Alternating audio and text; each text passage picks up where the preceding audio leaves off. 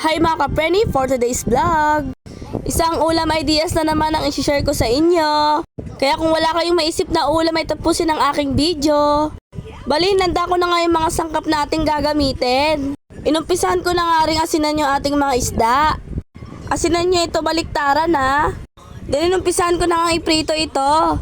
Inuna ko na nga yung dalawang tilapia at nang maluto na isinet aside ko na nga ito. Then sinunod ko na nga yung second batch. At ayan, naluto na lahat.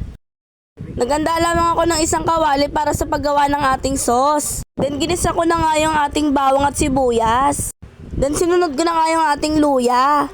Madaming luya nga yung nilagay ko kasi nakakatulong ito para pampatanggal ng lansa. Sunod ko na nga inilagay yung bell pepper. Sinunod ko na nga inilagay yung mga carrots.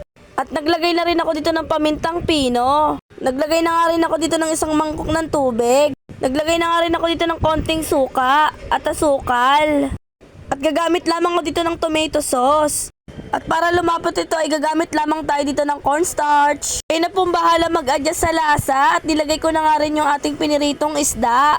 At para mas sumarap ay naglagay lamang ako dito ng pineapple tidbits.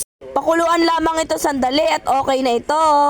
Ready to serve. Sana po ay nagustuhan niyo yung aking recipe. Thank you for watching mga kapreni. Babu!